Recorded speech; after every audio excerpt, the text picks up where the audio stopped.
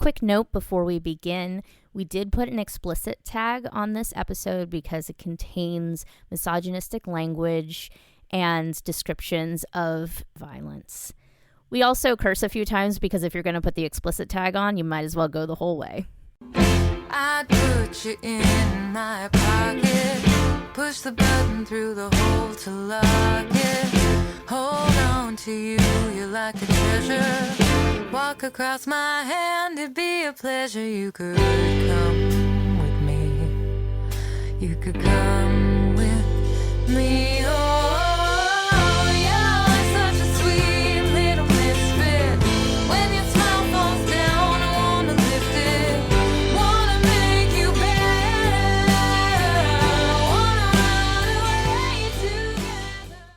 Okay, hi. Hi. So welcome to D-Listers of History, the podcast about interesting people you probably didn't learn about in school. Someday I'm going to standardize that, and it's going to be fantastic. My name is Fega, and I'm sorry. I'm so sorry. I was so excited to introduce myself. I really need to tone it down. We like excitement and eagerness, especially because we have now put these foam things in our faces. We can't see each other. I know. So it's like a centerpiece. They really do look like corporate art. Like corporate art. Yeah. Great. So I'm Fega. I'm a history person. I'm Issa. I'm an art person but I'm interested in history as well. Well, the arts and history go together a lot more than people allow. I would say a lot more than people don't allow it enough.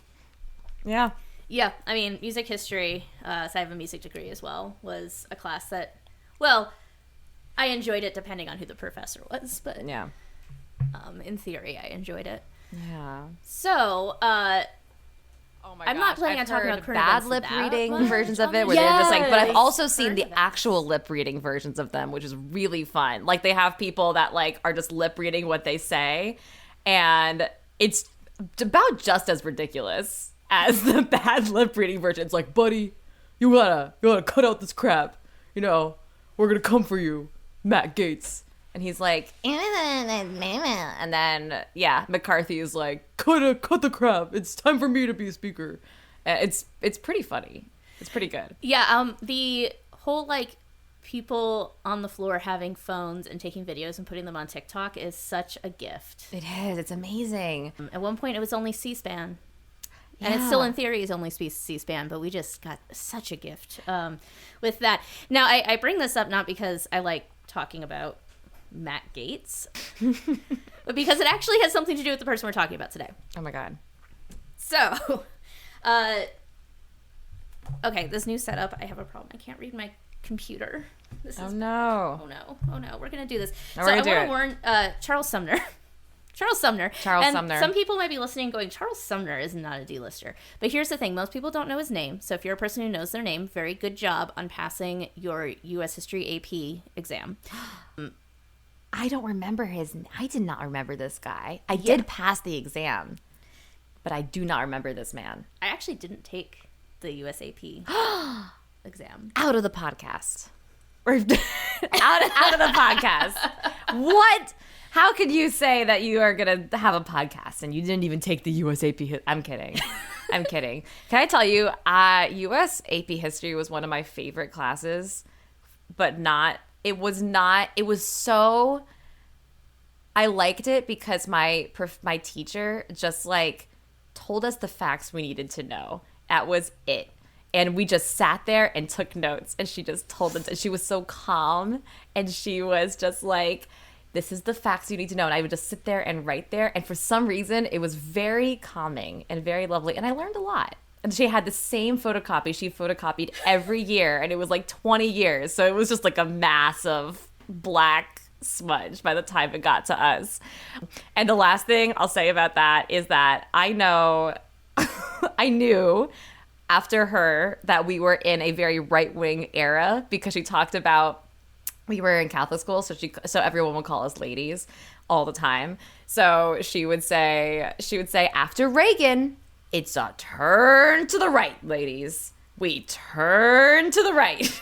America starts turning to the right, and that's where we are now. Yeah, it's amazing how those things that teachers say just like stick in your brain. Yeah. Like there's certain, like I will never forget the date of I forget what the thing's called, the date of tense. Like there was this like little song, whatever, which I'm not going to sing.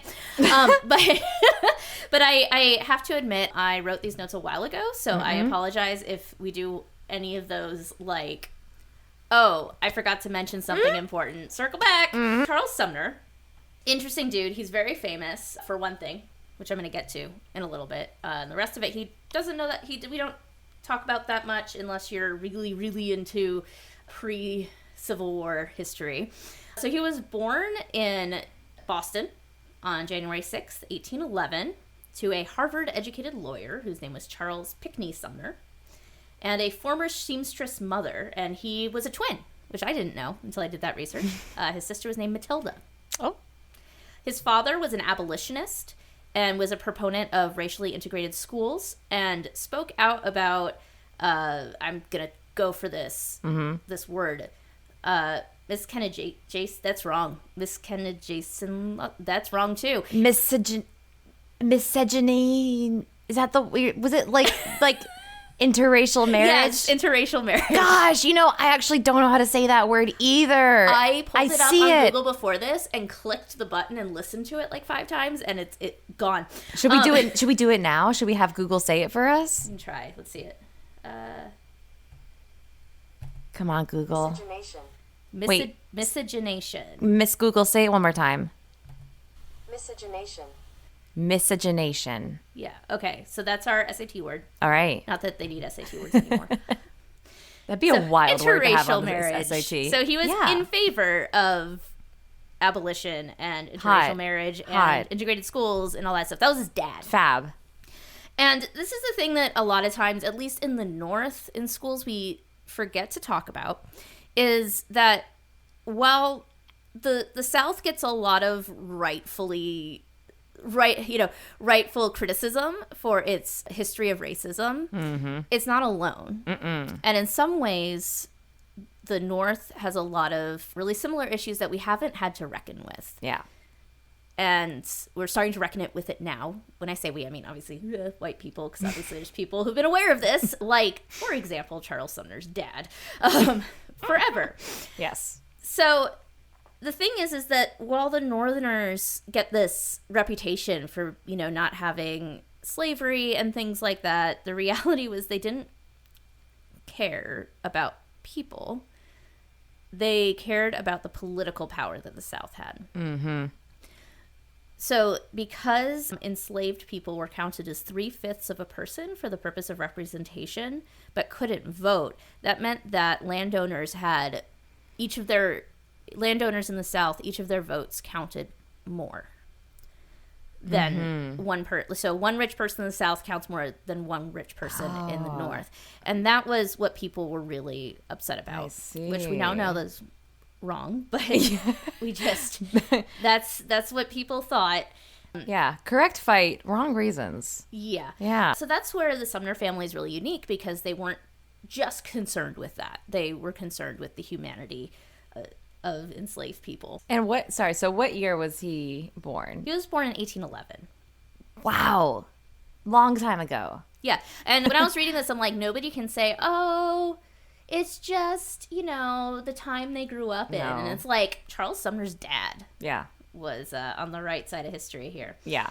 1811, at this point, okay, so this is my northern slavery history, very foggy.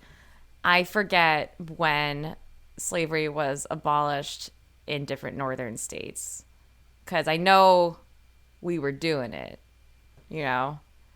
like I feel like I've just had a pop quiz. Oh gosh, jumped on me. I'm sorry. The first was Pennsylvania. Cool. 1780. Because that's such a long time, that like people's like, oh, it's a long time ago. We never think about Philadelphia as being a place where, like, yeah, slavery was here too. Just because they abolished it earlier doesn't mean it didn't happen. Oh yeah, I have a Fantastic book. Ooh. Its name I don't have off the top of my head. It's called something very like innocuous, like Slavery in Philadelphia or something like that. But it follows a family that enslaved people in Philadelphia. They lived in Germantown, and I learned all about from that book about how when abolition came to Pennsylvania, basically all the enslavers just moved their people to other states because they had like plantations in like New Jersey and things like that. So North, wildly racist. Yeah. And it just looked a little different up north. Charles took on his father's politics. They were calling for things like full equality for black people and the right to interracial marriage, which at the time was wildly radical. So Charles, he goes to Harvard, gets a law degree, becomes an enthusiast in jurisprudence. That's one of my favorite words to say. Jurisprudence. So he was really excited about how the law works. So big nerd. Jurisprudence is like the law equivalent of Math. math. And I was going to say, oh my gosh, what's the word? Dramaturgy. Yeah, it's like the theoretical stuff. Yeah. So early in his career, he visited Washington, D.C. and said, I am absolutely not going to become a politician. This is the worst. Famous last words. He does this a thing if you were a wealthy white guy in America at this time was to do your trip to Europe. Oh, So- La Grand Tour. Yes, exactly. Yes. Yes. So he does that. And while he's there, he attends several lectures at the University of Paris where he saw black and white students learning together. And I have a quote of his from this time.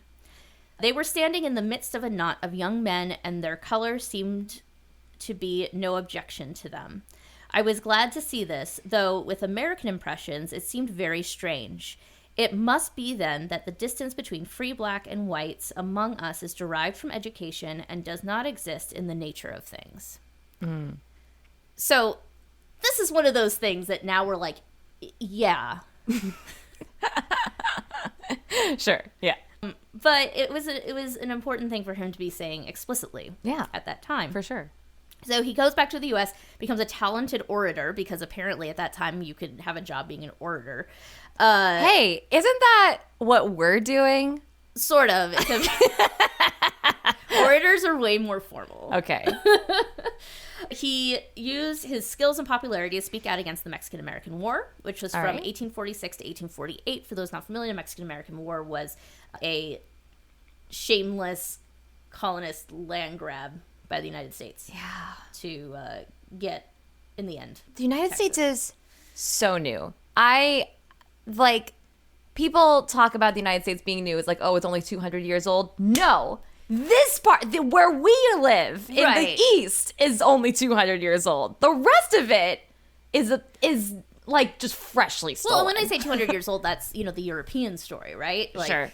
It's so freshly stolen. Like, it's hot off the presses. Exactly. Yeah. Yeah, so the other thing he did that was really cool is he represented the plaintiffs in Roberts v. Boston to the state Supreme Court, which called into question the constitutionality of school segregation.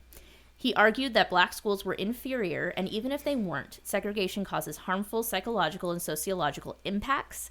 He lost, obviously, because we know how history went. But these are the exact same arguments that would be used over a century later in Brown v. Board of Education. All right. He did that, by the way, in 1850. Did they use his case, do you know? I don't know for sure. I would imagine, because that's usually how, as I understand, the law works, is you look at previous cases. It also doesn't take... I don't think you need to be that brilliant to come up with that argument. It's pretty straightforward. That's true. It's like, these schools are bad. Let's not do this. So he became an active so he believed in abolition and was anti-segregation, but he wasn't like doing anything about it until the annexation of Texas in 1845, and he became an active abolitionist, anti-segregationist at that point. So colonization of the Western United States, politically fraught, because not of the things that we would think of. It's just like, the humanity of people. It was a concern because of power in Congress and that idea of the Southern power, which they called slave power, and that moving west. The North was very concerned that they were going to lose the power that they had, and the South was worried too. So this is where I have very vivid memories of this in school, learning all these various compromises, like the Missouri Compromise, of these states coming. Oh, I'm hitting things. I'm Jewish. I can't help it. I move my arm. Gesticulate. I gesticulate. Yeah. So there was this worry on both sides that they would lose power. And so the famous one, of course, is the Missouri Compromise, which was actually in 1820. I know we're jumping around a little bit. This was where they moved the Mason-Dixon line, which originally was the border at the southern border of Pennsylvania, and they moved it further south. And the idea was that if a state was above Mason-Dixon, it would come in as a free state, and if it came in below, it would come in as a slave state. That lasted all of 5 minutes, but that was the idea. All right. The Compromise of 1850 happened around that time too. Is a big part of that sort of slave power thing. That was the handling the issue of the balance of power. This is all they were worried about for so long, was the balance of power between slave states and free states. And so this compromise made the Fugitive Slave Act more strenuous. So before, if a slave catcher went up north somewhere and caught somebody and tried to bring them back south, sometimes state laws would get in the way of that. But this superseded those state laws and said that if the slave catchers basically could work with impunity, basically. Okay, I remember this. Yeah. And it was really gnarly, because then some people were like born free would be brought. So it was really awful.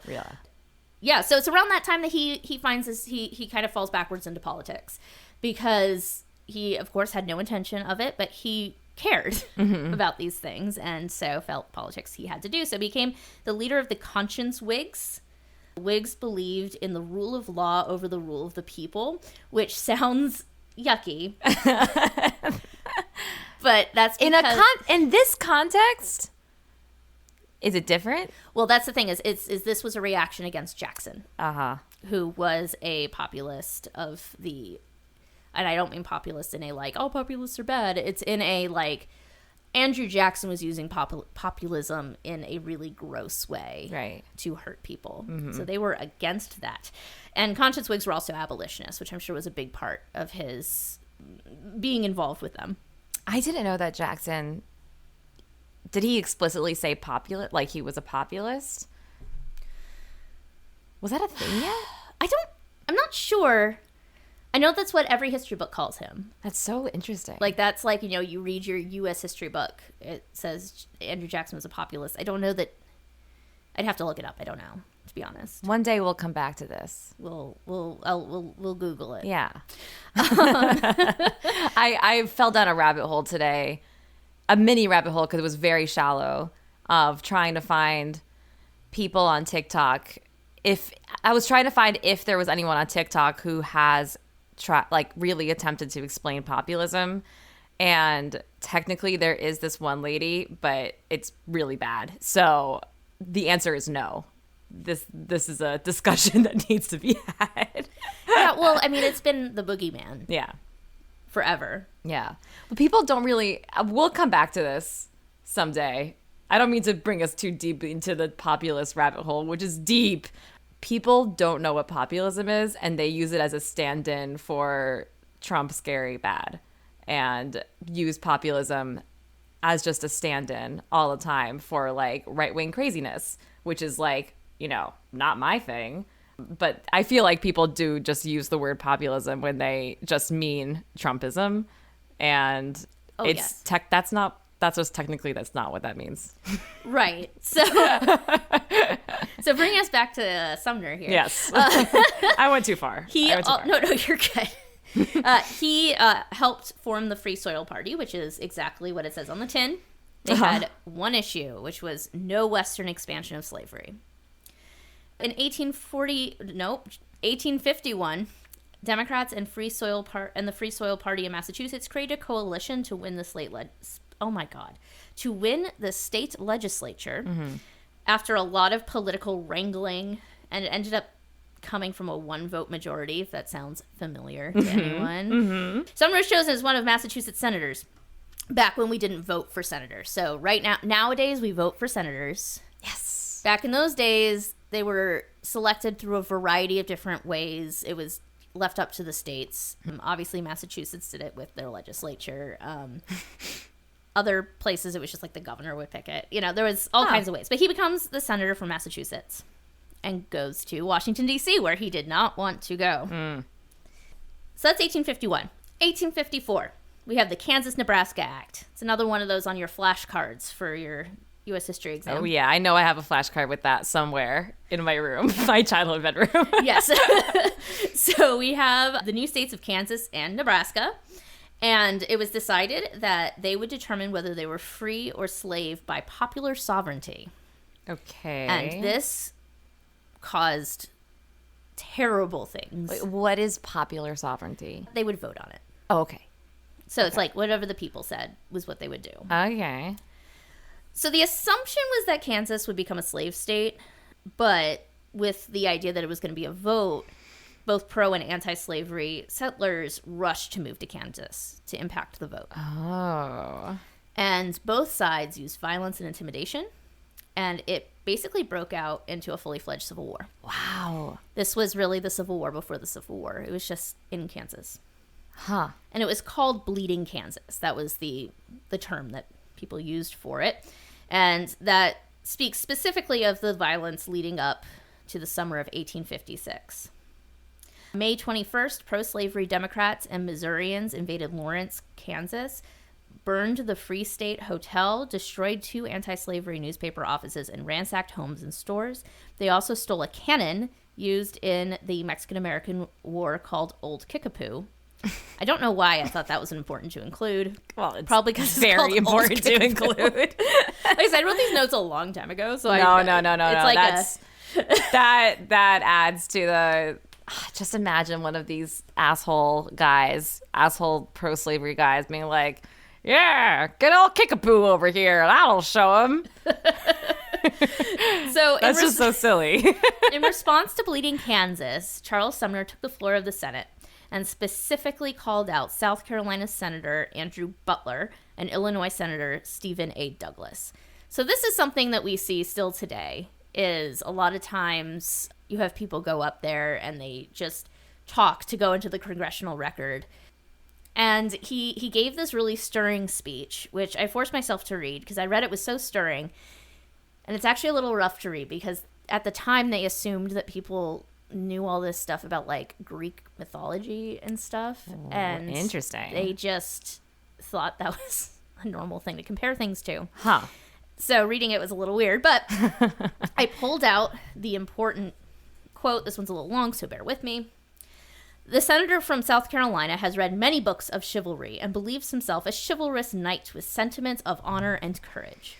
Of course, he has chosen a mistress to whom he has made his vows, and who, though ugly to others, is always lovely to him. Though polluted in the sight of the world, is chaste in his sight. I mean the harlot slavery. For her, his tongue is always profuse in words. Let her be impeached in character, or any proposition made to shut her out from the extension of her wantonness. And no extravagance or manner or hardihood, there we go, of assertion is then too great for this senator. The frenzy of Don Quixote on behalf of his wench Dulcinea del Toboso, my apologies, is all surpassed. Wow. Senators today would never, they would or would they feel like they wouldn't like invoke Don Quixote? Well, certainly not. But I feel like this is the equivalent of like the snarky TikTok video that we'll get from like AOC. So, in case it's unclear from that dense quote, he is calling Senator Andrew Butler out hard. Mm-hmm.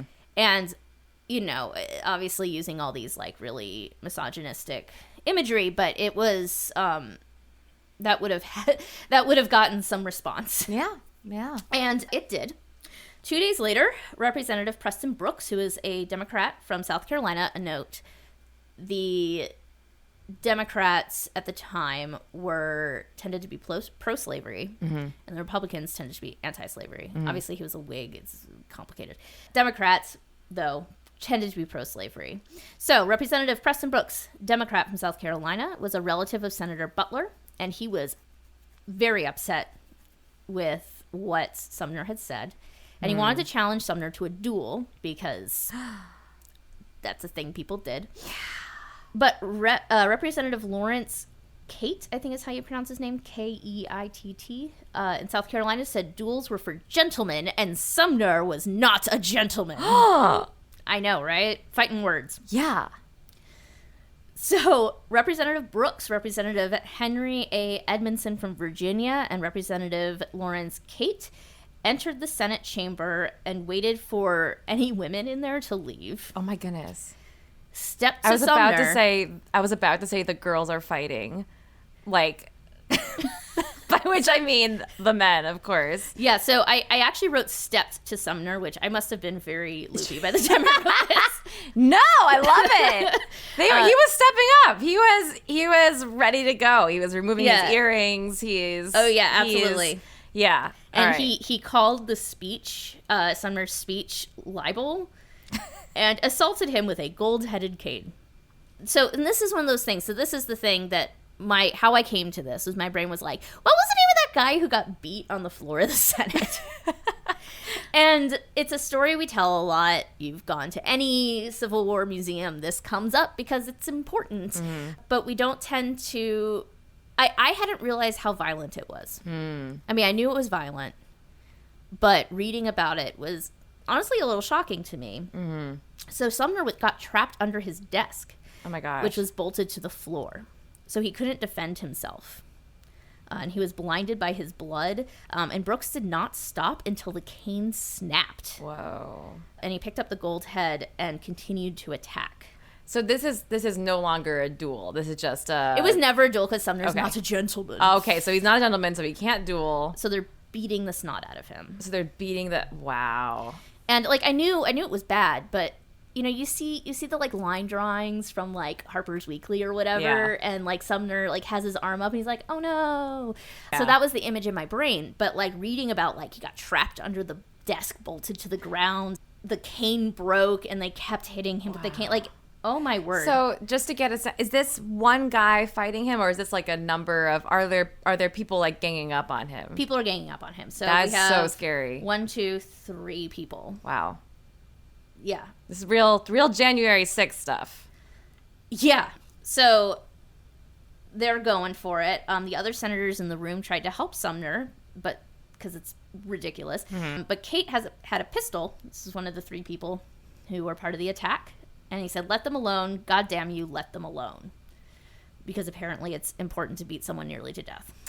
This Mr. Keitt, you know, he's not a gentleman enough to duel, he says, of Sumner, but he can get the shit beat out of him. I don't think I'm a fan of Mr. Keitt. I don't get it. I don't understand. Yeah. So in the end, representatives from New York were able to stop Brooks. So in case you were curious who came to Sumner's rescue, Ambrose S. Murray and Edwin B. Morgan. All right. Sumner was able to walk with help to the cloakroom where he received first aid, and then he took a carriage to his lodgings in D.C. where he received further medical treatment.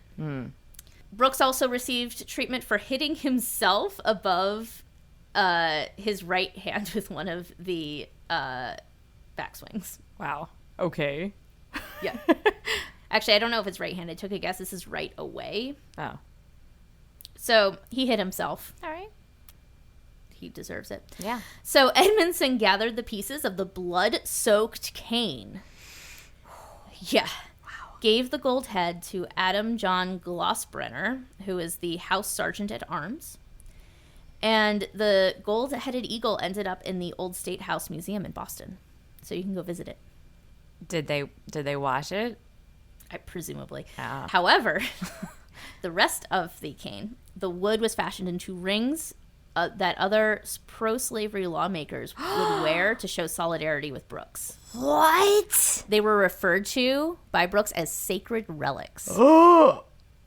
Okay. Wild. I know. That's wild. I did not. That's just okay. That's craziness. Yeah. What? Yeah. It is a lot. There's a lot to unpack there. And this is something I always brought up before when people would say, oh, it's, we're experiencing this historic division. And we are in a historic time. However, we have been here before. Absolutely. Now, granted, this was one chapter in the lead up to Civil War, not to scare anybody. But nonetheless, and this is not the only instance of people getting attacked on the floor of the Congress, believe it or not. There's a bullet hole in there that I can't remember how it came, but anytime you go there as a tour guide, the guards are really excited to show you the bullet hole. Oh my goodness. Yeah, I know there have been other outbursts of violence. Yes. Right. Like, I was actually, this is it's a really thing. bad, when I heard that the representative from Alabama went for Matt Gaetz, and then I saw the video. I was a little disappointed at how, chill it was. A true American government historian that you are. That is so tame. I mean, it's so tame. It's true. Also because I knew we were going to be recording this soon. Yeah. And so I had this on my brain, and so I was like, oh my God. Yeah. Somebody hit Matt Gaetz, and then I saw, and it was like he walked in Matt Gaetz's he direction. barely, he walked there very strongly and almost lunges, and then they if you haven't seen it, it's actually a little bit, it's actually very funny. No, it's extremely funny because the guy behind him is funny because nobody got hurt. It's funny because nobody got hurt, for sure. But also because, the guy behind him was, holding him back and then just, smushes his hand into his face. Yep. Why? But also, I heard that was it. Somebody was like, someone beat up Matt Gaetz. And then I looked at the video and I was like, damn it, nobody beat up Matt Gaetz. But, he so deserves to get punched.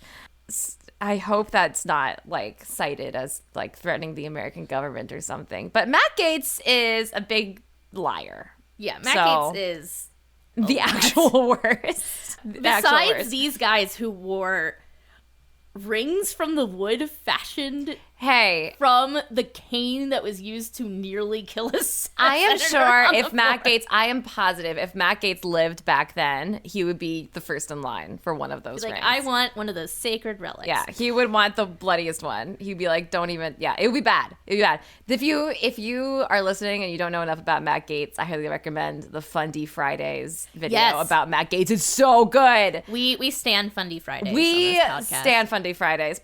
We love you guys. You are our inspiration. I was gonna say, no, it's probably not good. It's probably a little bit like parasocial to be like, you are our podcast parents. Or something. But I do really love them. I've been trying to get their attention so much. They commented on one of my videos one time. Ooh. Yeah. Yeah, they're cool. They're cool. I have purchased merchandise from them, which says a lot. Yeah. Because it takes me a while to do that. We love Fundy Fridays. Yeah. So, unsurprisingly, the press interpreted this event based on their political leanings. So, Northern papers accused the South of being unwilling to tolerate free speech, which I feel like is the understatement of the century. Yes. And Southern papers suggested that Sumner was faking his injuries. How? Did they even have fake blood back then? I'm sure they did. I have no idea. But either way, that's super gross. Yeah. Representative Anson, this guy's name, Anson Burlingame, I don't know. He's also from Massachusetts. He challenged Brooks to a duel using rifles on the Canada side of Niagara Falls. But Brooks refused because he didn't want to expose himself to the risk of violence while traveling through the northern states, which that one felt very you had no problem with violence when you were holding the cane. Seriously, retweet. Yeah. Brooks gave a speech in the House defending his actions, saying he would have used a different weapon if he had intended to kill Sumner. Wow. He was arrested, tried, and convicted of assault. Oh. in Washington, D.C. court, and he was fined $300, but served no jail time. And $300 now, I hate these, like, in today's dollars. Yeah. Because the fact of the matter is it's really hard to make that calculation because they also didn't have the things that we have today. Like, it's just commodities work differently. Sorry, this is a soapbox. No, but it's true. If you type it into the dollars today website, $300 in the 1850s comes out to $10,000 today. Yeah. So, but it it's was like, a significant keeping in amount. mind exactly like what you said, like wealth probably was just working totally differently in like personal holdings and stuff. Yeah, things really worked very differently Yeah. then. Kate, remember him, was censured by the House and then resigned in protest. But his constituents sent him back to the seat less than a month later. Wow. Yeah. And Edmondson was not censured. Okay. So a wide variety of reaction to those three folks. Yeah. Sumner, meanwhile, experienced head trauma. Not surprising. Yeah. And not that head trauma is ever like a fun time, but keep in mind this is a very different time medically. We did have, I want to say painkillers, that's not right. We did have ways of like putting people down for anesthesia. There we go. That's another soapbox I'm on. We had anesthesia during the American Civil War. It just had a tendency to explode. I mean, not all of it. We had ether, which had a tendency to explode, and chloroform. Oh, man. That said, obviously we didn't have it. He was probably dealing with his head trauma the hard way. Mm-hmm. And he also was having nightmares and severe headaches. We now understand that he was probably experiencing PTSD. Yeah. It took him many, many months to heal, and his political enemies ridiculed him for how long it took for him to heal. Wow. Fast forward to today, blaming John Fetterman for having a stroke. Yeah. And how that hurt his numbers so bad. Thank goodness. Hashtag he was still ableism. elected. Hashtag don't do it. Sorry. That was so awful. That's the worst. That's the worst bit I've ever said against ableism. I feel like I just made ableism worse in the world. When I was a tour director in Washington, D.C., I had a coworker who's a delight. If she happens to listen to this, I love you. You're great. But for a while, she would say, hashtag. And I was like, I can't. I've definitely pushed more people towards being more ableist just now. Please don't. Please don't. Please don't. I'm sorry. I will come and have a very stern talking to you if you do. I don't want to ever do that. So he's doing badly. Yeah. But he was still reelected. November 1856. Okay. Elected as kind of the General Assembly sent him Right. again as senator, despite his chair being left vacant because they wanted to send a symbol about free speech. Hey. So they were saying, like, listen, he's going to take the time he needs, but we aren't putting somebody else in that chair until he's there. All right. So let's see, he tried to return in 1857, but he didn't make it through the day. So the doctors told him to go on a sea voyage.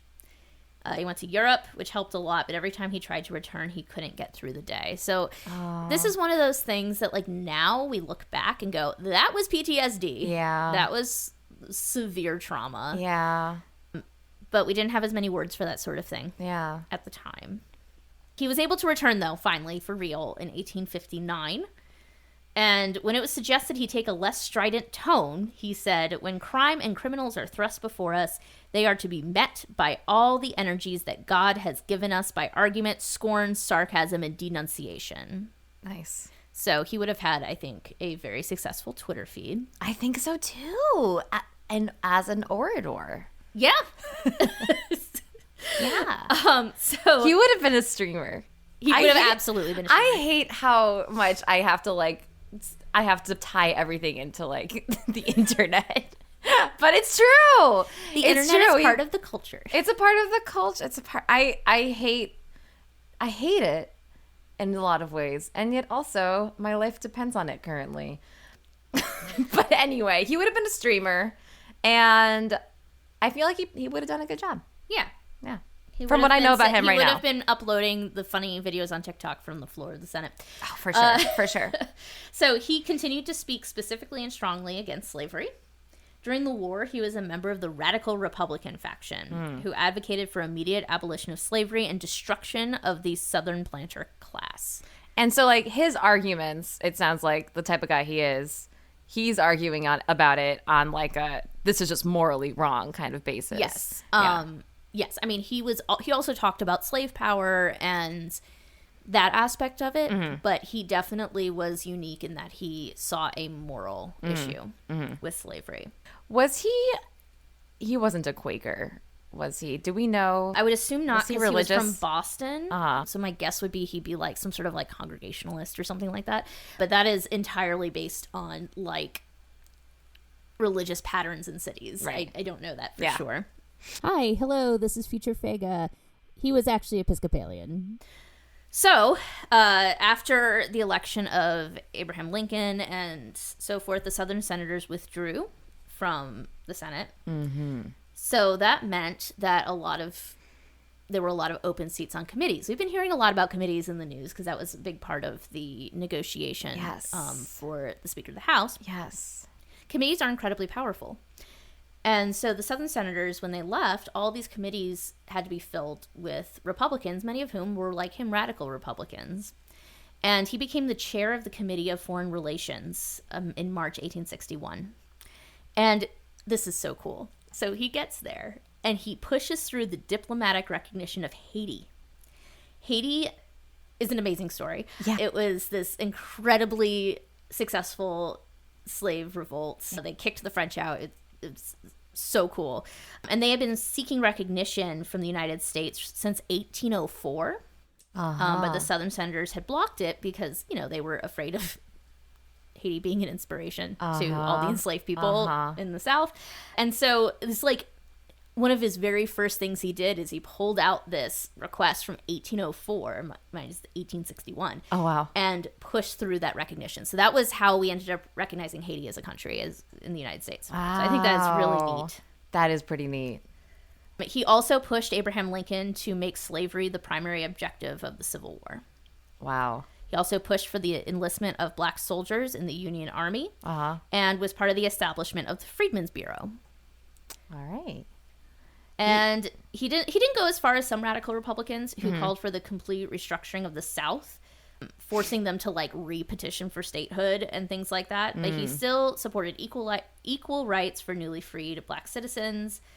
So like suffrage, free homesteads, free public schools, that kind of thing. All right. And he was gladly voted to convict Andrew Johnson, being quoted as saying, "guilty of all and infinitely more." Nice. So when I say convict Andrew Johnson, so this was after Lincoln was assassinated. Johnson became president, and he did a lot to undo the work of Reconstruction after the war, and was impeached. And Sumner felt he was guilty. Yes.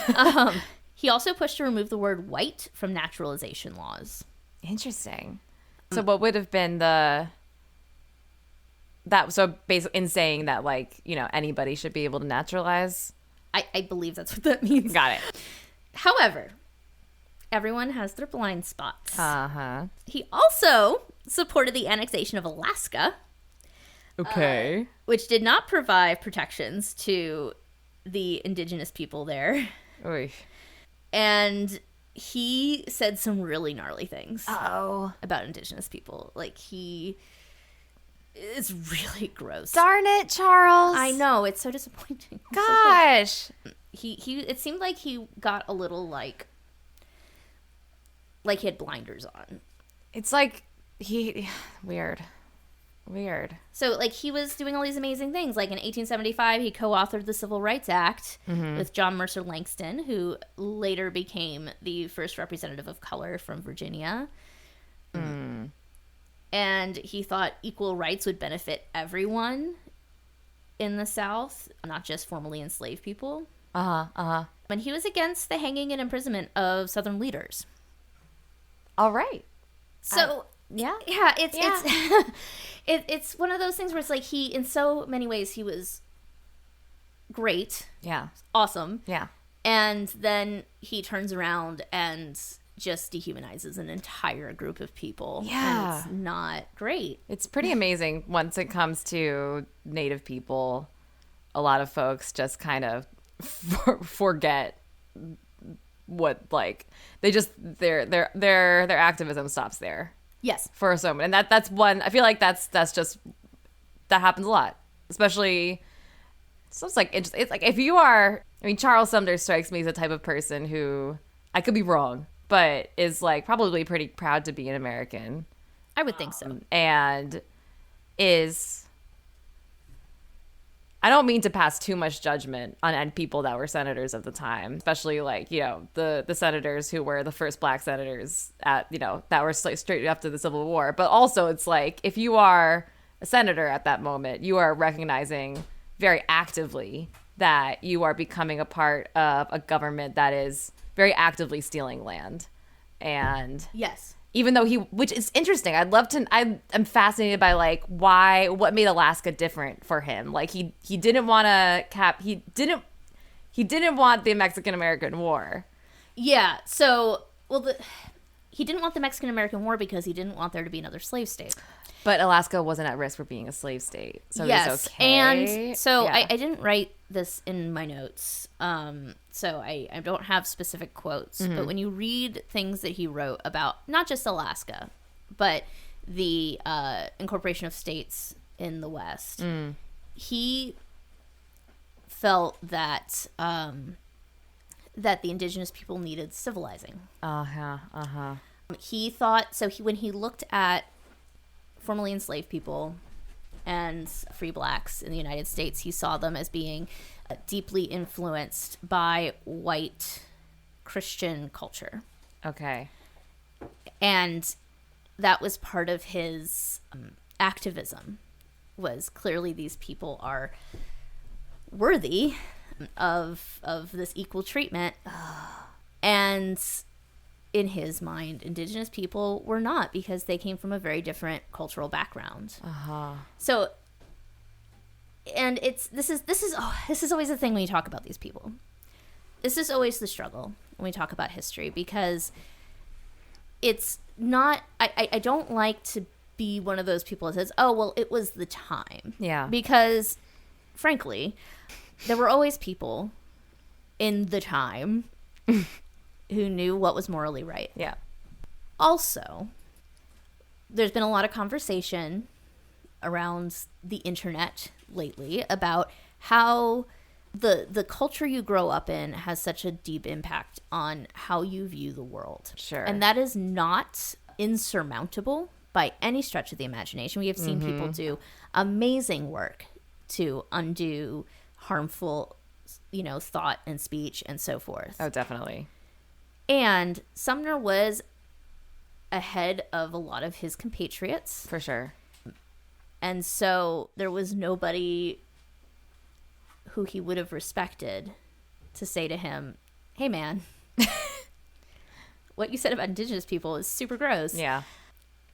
And it's just, we can hold both those realities at the same time, right? Like, we can understand that Sumner did amazing work for bringing some level of racial equality to the United States, beyond at least from when he started. Yeah. And that, acknowledging Haiti was a great thing to do and all those things, and also recognize that he was part of a very harmful genocidal campaign against the indigenous people of North America. Definitely. Yeah. Yeah. And those can be true at the same time, and one doesn't make the other one not true. Yeah. And this is why also it's important to see these people as people. Yeah. Because when you try to put people into categories of good and bad, you are always going to miss something on the other side. It's much more interesting to look at them as entire humans. Yes. That are incredibly imperfect. And this guy, he also, that's one thing I also want to, what I was just thinking about when you were just talking about all this stuff, is like, it sounds like he grew up in, like, his dad was an academic, yes. right? So this guy really sounds like an academic. I don't want to say first because I don't know I still don't know his so much first about him. passion was jurisprudence. Yeah, you know So- what? No. Okay, so this, I'd say it feels like he has a very academic way of approaching these things. Like that whole speech he gave with with the Greek mythology and Oh, he's stuff talking like about that. Don Quixote. Don Quixote, like all this stuff. And then he's definitely like thinking about people in abstractions. Yes. Like he's thinking about like these enslaved folks as an abstract force that's like, and he can recognize that it's wrong, but it's interesting that it only goes up to the level as it's of him thinking it's wrong because also they know enough now to participate in Western civilized society, which I still am like, a fan of. Yeah. So it's interesting. Like, and then at the same time, like he definitely still sees these enslaved people as abstractions, and of course sees the indigenous people as abstractions also, and that moving westward as an abstraction as well. And like that's the thing about, I just feel like that's like the interesting thing about like academics and the limit of what you can do to change the world around you as an academic when you're not in touch with, like when you're not working with people on the ground, when you're not in community in that way. And this is, the criticism of the ivory tower and all this stuff that we hear all the time. And I think this is also important to keep in mind because I think people who don't mean to do this too. Like I have seen a lot of people who I generally agree with on the internet or in real life or whatever, where generally philosophically we're in the same place, but I can tell that they're seeing, like you said, seeing people as in an academic sense. And until you actually get on the ground and talk to people and interact with people and they become actual people, then we're always going to fall short like Sumner did. Absolutely. Yeah. So to close out, Sumner did not live to see the Civil Rights Act passed. And it was also, but it did pass. And it was the last, it was the last civil rights legislation for 82 years until the Civil Rights Act of 1957. Oof. We're going to talk in a couple episodes about Reconstruction. And there's a lot of there. Lots to unpack there. Yeah. Yeah. But yeah, that's Charles Sumner. What a guy. The guy who, for an embarrassing long time in my tour guiding experience, was that guy who got beat up on the floor of the Senate. Yeah. Has a name and a whole career. Yeah. Who knew? I mean, seriously, he's an academic. He has his shortcomings. In the long run, what he did also pretty wild. Oh, like, and incredibly for his time, like what he was doing. That's also like for an academic, he also doesn't sound like in terms of like just arguing, or at least of being an orator, he's not afraid to get dirty. Oh no. Yeah, he was in it. He was like, no, this is what I believe in. And there's definitely something to be commended about that. Yeah, and what he did was really, really important. Yeah. And history doesn't hinge on one person usually, but he was definitely a part of a group of people who was working really hard to try to bring racial equality to the United States. Yeah. We obviously can look at the shortcomings of that, but somebody in Congress needed to be saying it. So someone had to be saying it. And he did. Yep. So good on you for that. Yeah. Maybe do some work on some other things. Yeah, Charles Sumner. Charles Sumner, we're calling you in. We're calling Charles Sumner in. Let's have a talk. But no, it's cool, man. It's okay. Well, thank you, and I'm gonna turn this off. Thank you. What an interesting guy. Thank you so much for listening to D-Listers of History. If you enjoyed yourself, be sure to subscribe and drop us a review on whatever platform you listen on. A huge thank you to April Keyes for the use of the song Misfit from her album Mountain View. You can find her on all the various social media platforms. You can find us on social media as well, on Instagram, Facebook, and sometimes TikTok at D-Listers of History, no hyphens. A big shout out to the folks supporting us on Patreon. If you want to support us and get access to all sorts of exclusive content, become a patron of this program. All of this and more can be found on our website, delistersofhistory.com. Again, no hyphens, just smush that together. Our next episode is going to be coming out on President's Day, February 20th. Our episodes release on the first and third Mondays of each month. And now for an episode relevant audio drop. He says, "Oh, Andrew Butler, South Carolina, who's normally sits next to me, but uh-oh, you had a stroke. You are not here. Guess what? You are a f***ing pimp for the prostitute of slavery."